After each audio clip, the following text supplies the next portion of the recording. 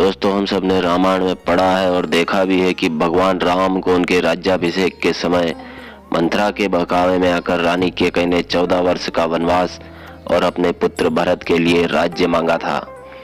आज हम आपको इस वीडियो में बताएंगे कि भगवान राम को 14 वर्ष का वनवास ही क्यों दिया गया, उससे कम या ज्यादा का क्यों नहीं। साथ ही महाभारत में पांडवों को दिए गए 12 वर्ष के वनवास के बारे में भी बताएंगे। दरअसल राजा दशरथ की 3 पत्नियां थी, कौशल्या, कैकेयी और सुमित्रा, जिसमें दूसरी पत्नी का नाम कैकेयी था। जब राजा दशरथ के पुत्र भगवान राम का राज्याभिषेक होने वाला था, तब मंथरा के बहकावे में आकर रानी कैकेयी ने राजा दशरथ से अपने वचन मांगे। हालांकि राजा दशरथ भी वचनबद्ध थे।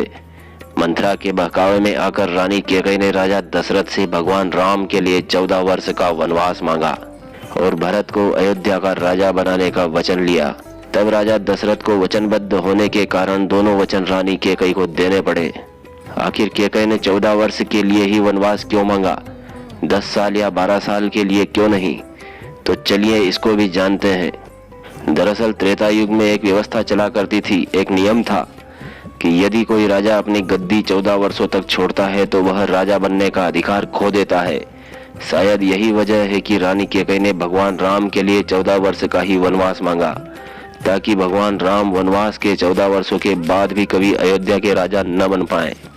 परंतु भरत ने ऐसा नहीं होने दिया और भगवान राम के वन से आने के बाद अयोध्या का राजपाट भगवान राम को सौंप दिया और उन्हें वहां का राजा बनाया। वहीं बात की जाए महाभारत में पांडवों को मिले 12 वर्ष का वनवास और 1 वर्ष के अज्ञातवास के बारे में, तो यहाँ बता दें कि रामायण त्रेता युग में और महाभारत द्वापर युग में हुई थी।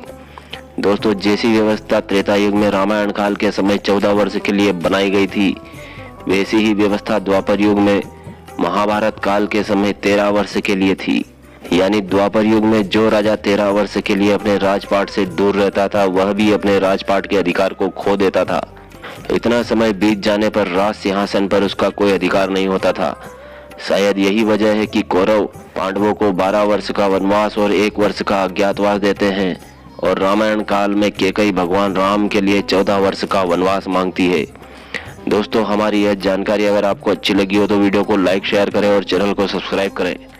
धन्यवाद। जय श्री राम।